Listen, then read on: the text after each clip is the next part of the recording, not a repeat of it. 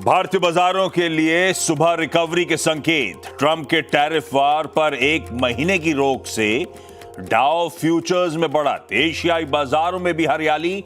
Gift Nifty में भी 100 point से ज्यादा की तेजी। हालांकि निचले स्तरों से रिकवरी के बावजूद अमेरिकी बाजारों में कल 1% तक का दिखा दबाव।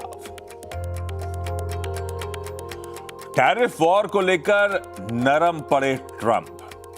मैक्सिको के खिलाफ टैरिफ 1 महीने के लिए टाला। कनाडा को भी टैरिफ से मिली 1 महीने की राहत, लेकिन आज मध्यरात्रि से चीन पर टैरिफ लगाएगा अमेरिका। अनुमान से कमजोर रहे तीसरी तिमाही में पावर ग्रिड के रिजल्ट्स। मुनाफा 4% तो रेवेन्यू 3% घटा। मार्जिन्स पर दिखा दबाव। वही मुनाफे से घाटे में आई टाटा केमिकल्स। रेवेन्यूज भी 4% कम हुआ। मार्जिन्स भी फिसला। आ जाएंगे निफ्टी की 2 कंपनियां, एशियन पेंट्स और टाइटन के रिजल्ट्स। 22% घट सकता है एशियन पेंट्स का मुनाफा। मार्जिन्स पर भी दबाव संभव। साथ ही टाटा पावर समेत वायदा की 5 कंपनियों के नतीजों का रहेगा इंतजार। बजट का सुधार पाएगा बाजार का मूड। किन सेक्टर्स में बनेगा पैसा? बजट पर क्या सोचते हैं ब्रोकर्स? बजट के बाद देखिए सीएनबीसी आवाज पर मेगा पोल आज सुबह 9 बजे के बाद। राष्ट्रपति का अभिभाषण पर आज जवाब देंगे पीएम मोदी। लोकसभा में करीब शाम 5 बजे धन्यवाद प्रस्ताव पर बोलेंगे प्रधानमंत्री। और बजट के बादशाह सीएनबीसी आवाज पर धूमधाम से बना बजट में नंबर 1 होने का जश्न। मैनेजिंग एडिटर अनुज सिंघल ने पूरी टीम को दी बधाई। सोशल मीडिया और यूट्यूब पर एफएम के बजट भाषण के दौरान बजा आवाज का डंका। करीब 5 लाख व्यूज के साथ यूट्यूब पर नंबर 1।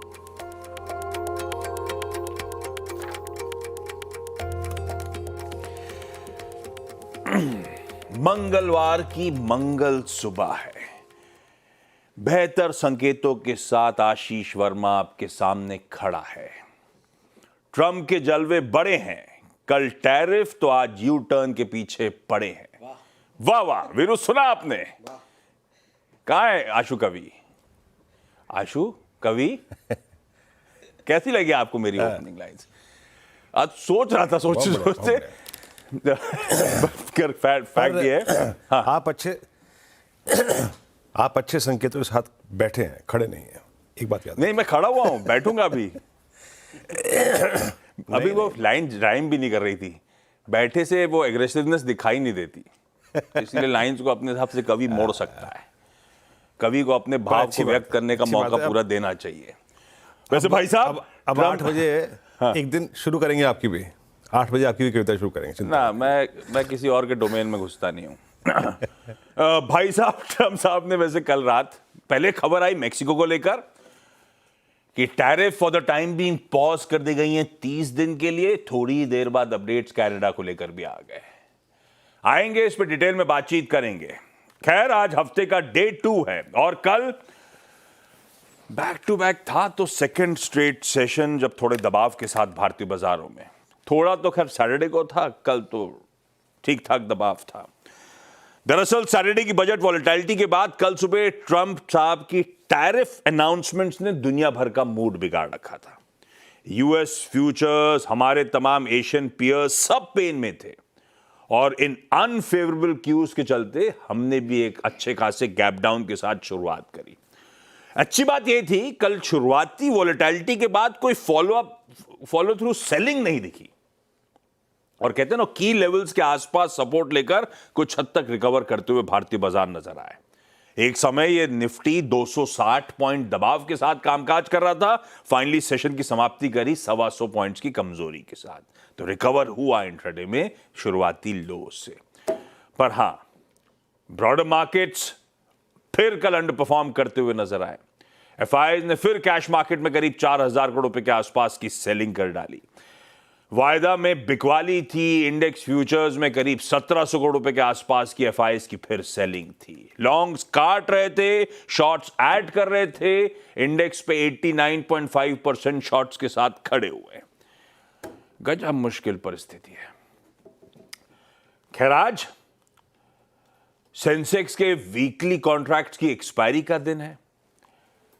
चाइना फाइनली एक हफ्ते की बढ़िया छुट्टी के बाद आज अपना ट्रेड रिज्यूम करने जाएगा। कुछ ही देर में शंघाई के टिक शुरू हो जाएंगे और आज रात से तो खैर इनको तैयारी करनी है वो ट्रंप के 10% टैरिफ की भी। इनके देखते हैं आज के दिन किस तरह के डेवलपमेंट्स रिपोर्ट होते हैं। हाँ, यूएस में जोल्ट्स की जॉब ओपनिंग के आंकड़े आज शाम को आ रहे होंगे और रिजल्ट्स के लिहाज से एक और इंटरेस्टिंग दिन है। अपने अभी 2 निफ्टी और 5 वायदा बाजार की कंपनीज के रिजल्ट्स आने, जब इवेंट्स कैलेंडर लेकर आऊंगा तब उसकी डिटेलिंग में उतरेंगे। पर हुआ क्या, ट्रंप साहब के उन बयानों के बाद फ्यूचर्स यूएस के रिलीफ दिखाते हुए एशियन पैक बेहतर ट्रेड करता हो और गिफ्ट निफ्टी दिखा रहा है कि आज मंगलवार के दिन हम आधे % कह लीजिए 100 पॉइंट के गैप के साथ शुरुआत करते हुए नजर आएंगे। तो स्थिति तो कुछ बदली है।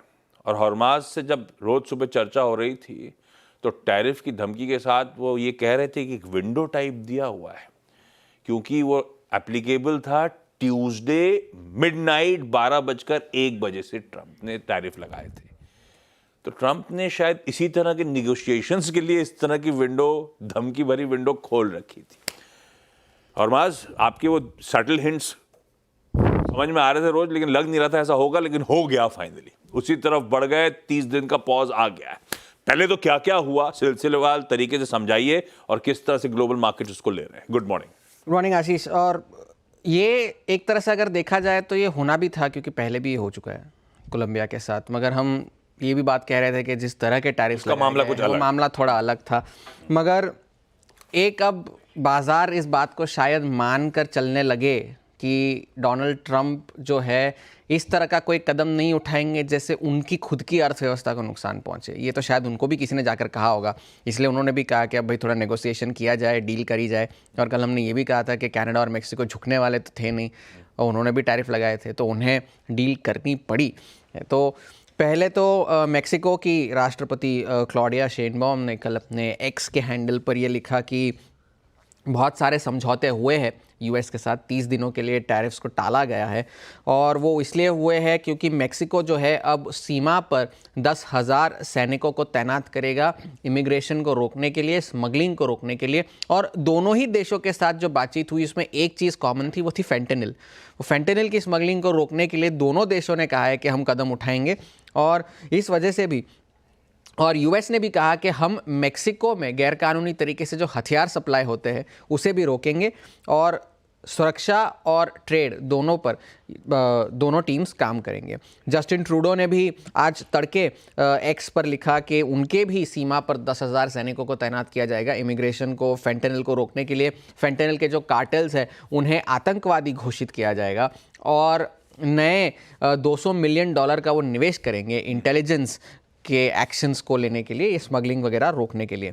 तो इसके बाद हुआ ये कि जो कनेडियन डॉलर और मैक्सिकन पेसो, जो कि दुनिया के सबसे वर्स्ट परफॉर्मिंग करेंसीज थे कल तक, वो अब दुनिया के बेस्ट परफॉर्मिंग करेंसीज हो गए, क्योंकि उन्होंने अपने सारे लॉसेस जो है रिकवर कर लिए। कैनेडियन डॉलर में 1% की तेज़ी थी, मैक्सिकन पेसो में लगभग 2% की तेज़ी थी।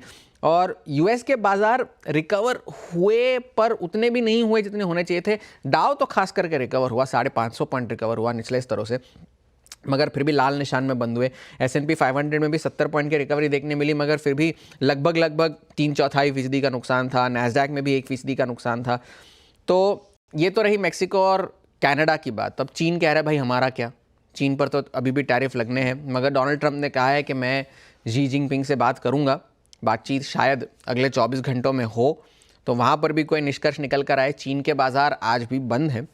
कल से, आज बंद है क्या? कल से शुरुआत होगी उनकी ट्रेडिंग की, रिजम्पशन कल होना है। तो शायद ये टाइम भी इस तरह से किया गया था कि बाजार खुलते खुलते ये सारा मामला जो है निपट जाए, ताकि कोई बड़ा रिएक्शन वहाँ देखने ना मिले।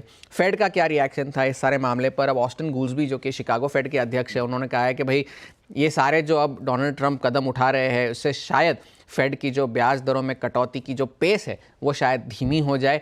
हमें ध्यान से चलना होगा, ध्यान में रखकर चलना होगा कि ये सारी अनसर्टेनिटीज़ अब हमारे बीच में है, तो महंगाई जो है शायद और बढ़ने लग जाए, तो ब्याज दरों में कटौती थोड़ी सी धीमी होनी चाहिए। अब एनालिस्ट का क्या कहना है? अब एनालिस्ट ने ये कहा है कि भाई जो ऐसे स्टॉक्स है जिनका वैल्यूएशन बहुत ज़्यादा है, जो सबसे ज़्यादा महंगे हैं, बिग टेक की तरफ इशारा था ये जेपी मॉर्गन का, और उन्होंने कहा कि वो सबसे ज़्यादा वल्नरेबल है, रिस्की है, कि अगर ऐसी कोई टैरिफ लग गई, ट्रेड वॉर हो गया तो उन्हें सबसे ज़्यादा नुकसान पहुंच सकता है। ये जेपी मॉर्गन का कहना था। गोल्डमैन सैक्स ने भी कहा कि S&P 500 में एक 5% डाउनसाइड की रिस्क है अगले कुछ महीनों में इस सारी अनसर्टेनिटीज़ को लेकर। और आरबीसी कैपिटल मार्केट्स ने भी यही कहा है कि एक ड्रॉडाउन 5 से 10% के बीच का इस साल S&P 500 में आ सकता है।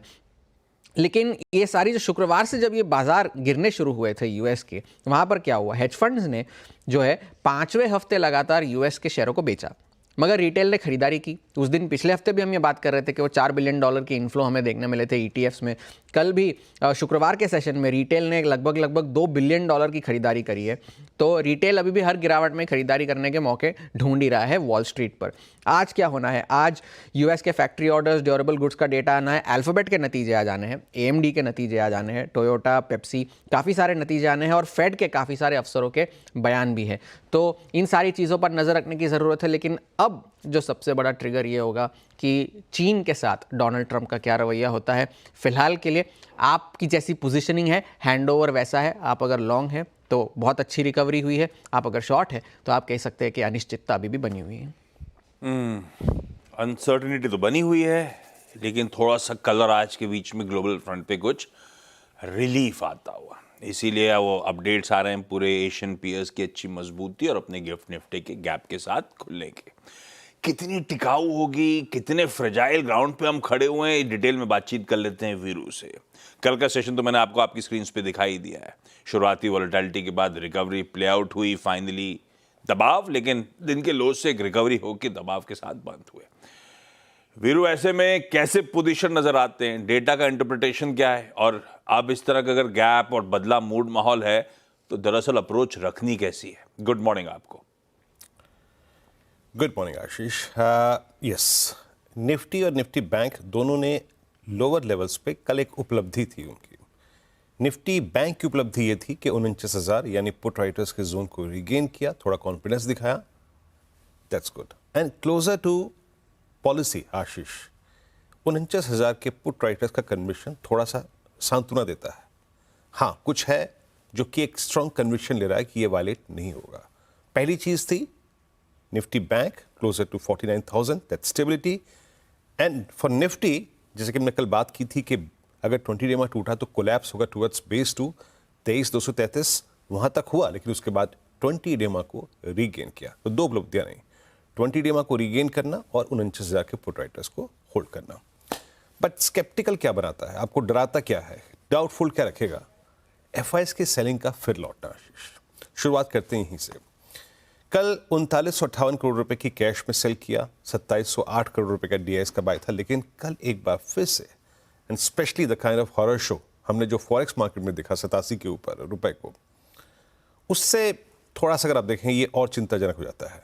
1667 करोड़ का इंडेक्स बेचा, 3500 कॉन्ट्रैक्ट लॉन्ग काट लिए, 6300 कॉन्ट्रैक्ट शॉर्ट किए। स्टॉक फ्यूचर्स में करीब 1500 करोड़ रुपए की बिकवाली, 11,000 कॉन्ट्रैक्ट शॉर्ट, 27,000 कॉन्ट्रैक्ट लॉन्ग काट लिए।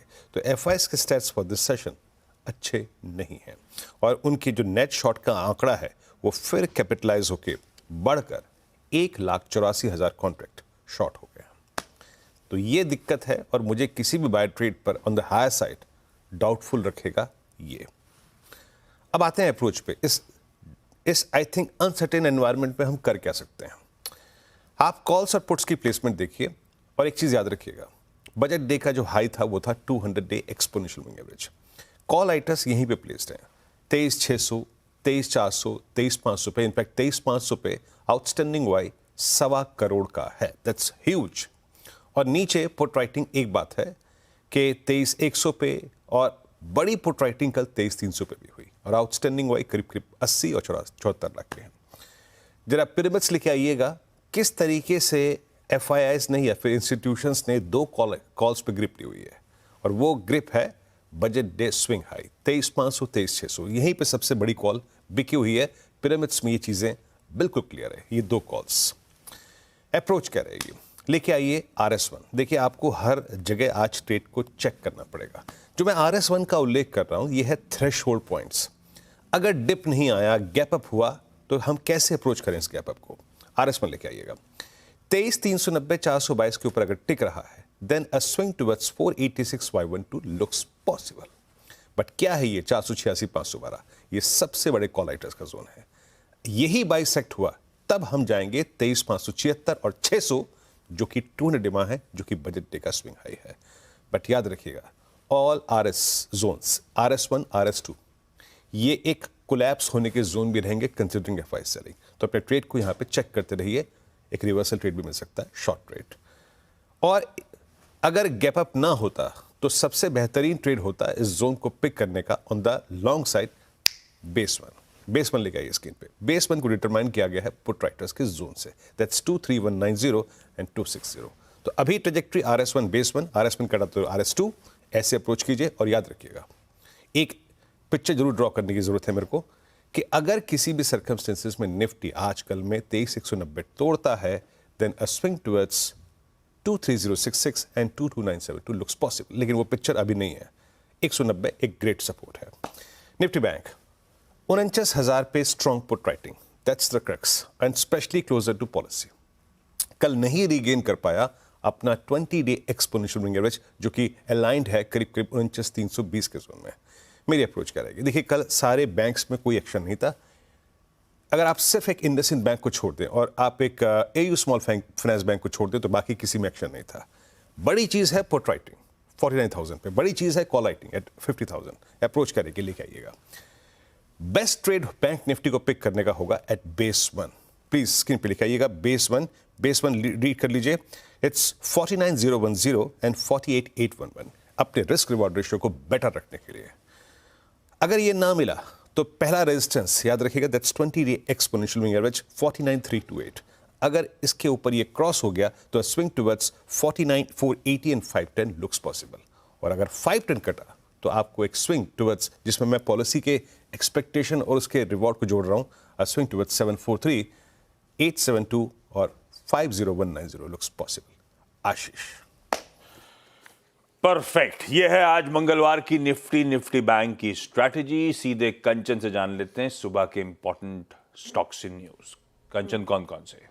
Good morning sir. सबसे पहले शुरुआत करते हैं पावर ग्रिड के साथ। स्ट्रीट ने जो एक्सपेक्टेशन लगाई थी वहां से जो नतीजे आए हैं वो काफ़ी ज़्यादा कमज़ोर आए हैं। नेट प्रॉफिट में हमें भारी गिरावट देखने को मिली है। हालांकि जितने भी फ्रंट है वहां पे जो गिरावट है वो देखने को मिली है। साथ ही साथ कंपनी ने जो इंटरिम डिविडेंड का ऐलान कर दिया है 3.25 रुपीज़ पर शेयर।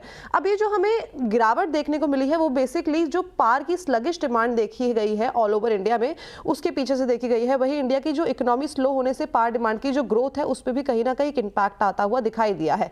अगर देखें 2024 के सेकेंड हाफ में तो पावर जनरेशन की जो ग्रोथ है वो पहले फर्स्ट हाफ के अकॉर्डिंगली 1/4 रही है। वहीं अक्टूबर से दिसंबर के बीच जो पावर जनरेशन है वो केवल 3% बढ़ा है और पिछले साल से अगर इसे कंपेयर करा जाए तो वो 12% की बढ़ोतरी देखने को मिली थी। ओवरऑल अगर बात करें तो पावर जनरेशन ग्रोथ 2024 में काफी ज्यादा स्लोएस्ट देखने को मिली है सिंस पेंडेमिक। तो नंबर्स तो काफी ज्यादा खराब इस टाइम पे दिखाई दे रहे हैं। टाटा केमिकल्स की बात करें तो नंबर यहाँ पे भी हमें कमजोर देखने को मिले हैं। कंपनी अब प्रॉफिट से यहाँ पे घाटे में आती हुई दिखाई दी है। बेसिकली जो घाटा हुआ है कंपनी को उसके पीछे के कई सारे फैक्टर्स हैं। पहला तो ये है कि low soda ash pricing, high US की जो कॉस्ट है वो बढ़ती जा रही है। एम्प्लॉय टर्मिनेशन बेनिफिट यहाँ पे आता हुआ दिखाई दिया है। प्लांट का डिकमिशनिंग हुआ है और साथ ही साथ बाकी के भी जो क्लोजर रिलेटेड इंसिडेंटल है उसने इस डेट को काफी ज्यादा बढ़ा दिया है। यही नहीं बल्कि यूके, केनिया और अक्रॉस द इंडिया में भी जो वर्किंग कैपिटल है उसकी काफ़ी ज़्यादा हाई रिक्वायरमेंट रही है। अब मैनेजमेंट का कहना है कि एशिया और साथ ही साथ इंडिया में तो हमें आगे चल के ग्रोथ देखने को मिल सकती है, लेकिन अभी भी यूएस में और वेस्टर्न यूरोप में हो सकता है कि हमें आगे बढ़ के एक स्लाइड डिक्लाइन देखने को मिले। ग्लैंड फार्मा में रखनी होगी आपको नज़र। यहाँ पे नंबर हमें ठीक ठाक देखने को मिले हैं।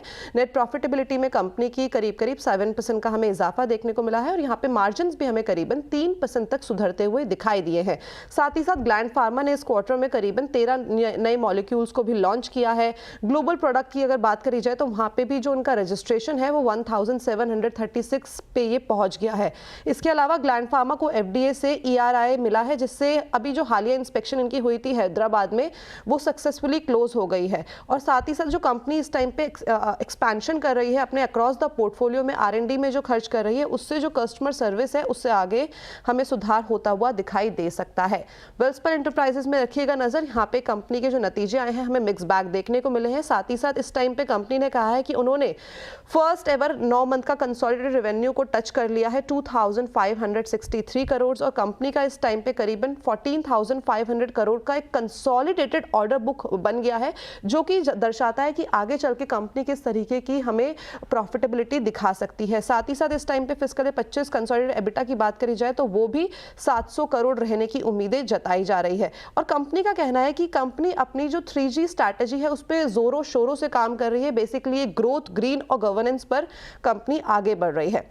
केसी इंटरनेशनल की बात करी जाए तो नंबर्स यहाँ पे हमें काफी ज्यादा रोबस्ट देखने को मिले हैं। नेट प्रॉफिट में करीबन 34% का उछाल देखने को मिला है, 130 करोड़ पे ये उभर के आया है। वहीं रेवेन्यू की बात करी जाए तो ये भी इस टाइम पे हमें 7% तक सुधरता हुआ दिखाई दिया है। ऑपरेशनल नंबर्स भी यहाँ पे काफी ज्यादा ल्यूक्रेटिव दिखाई दे रहे हैं। एबिटा करीब 22% यहाँ पे बढ़ता हुआ नजर आया है, और जो मार्जिन है वहां पे भी हमें अच्छा खासा इजाफा देखने को मिला है। 7% यहाँ पे मार्जिन जो है वो रिपोर्ट किए गए हैं वर्सेस 5.2% ऑन वाई बेसिस। इसके अलावा गेटवे डिस्ट्री पार्क की तरफ नजर डालते हैं। नेट प्रॉफिट 455 करोड़ रजिस्टर किया गया है versus 64 crore on Y basis. Revenue front में भी हमें ग्रोथ देखने को मिली है, लेकिन इस टाइम पे अगर हम ऑपरेशनल नंबर्स देखें यानी कि एबिटा और मार्जिन ये थोड़े से कॉन्ट्रैक्ट होते हुए दिखाई दिए हैं। इसके साथ कंपनी ने एक एक्सेप्शनल गेन को रिपोर्ट किया है 390 करोड़ का। ये कुछ है, बाकी बात करेंगे 8 बजे। ब्रेक का समय है। ब्रेक के उस पर जब लौटेंगे तो आज मंगलवार का इवेंट्स कैलेंडर और साथ साथ कमोडिटी स्ट्रैटेजी।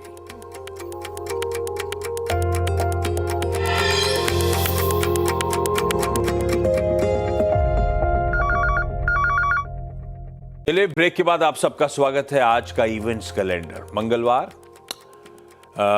सेंसेक्स के वीकली कॉन्ट्रैक्ट्स की आज एक्सपायरी की तैयारी।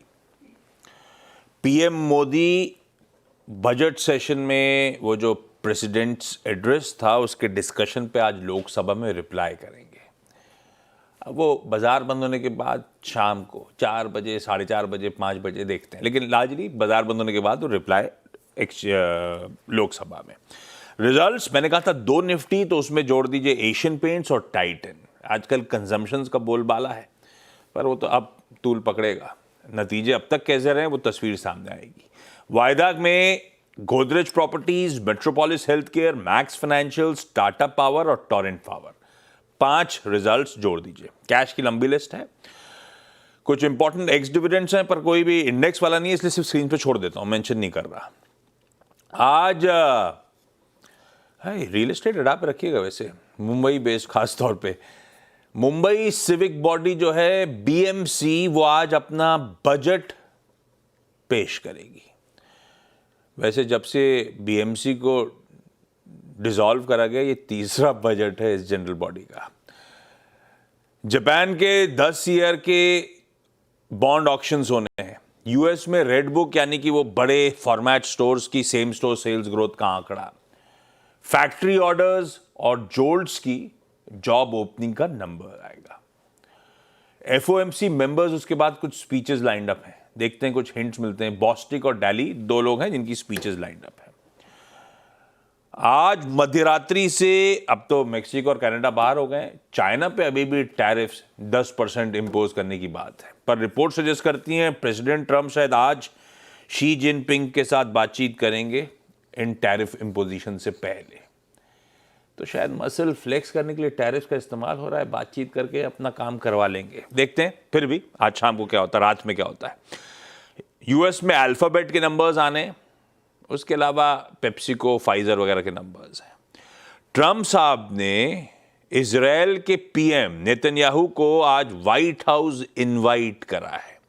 ये रिपोर्ट सजेस्ट करती हैं पहले फॉरेन लीडर जो यूएस में व्हाइट हाउस में ट्रंप साहब के साथ मुलाकात कर रहे होंगे। ऐसे ही अपने बगल में भी ध्यान रखिएगा भाई साहब, पाकिस्तान के प्रेसिडेंट आसिफ अली जरदारी चाइना की स्टेट विजिट पर होंगे आज से प्रेसिडेंट शी जिनपिंग साहब के न्योते पर।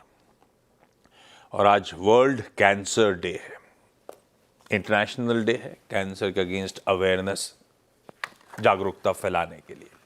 वैसे सीएनबीसी आवाज पे आज सुबह 9 बजे एक मेगा ब्रोकर्स पोल होगा, पोस्ट बजट मेगा ब्रोकर्स पोल।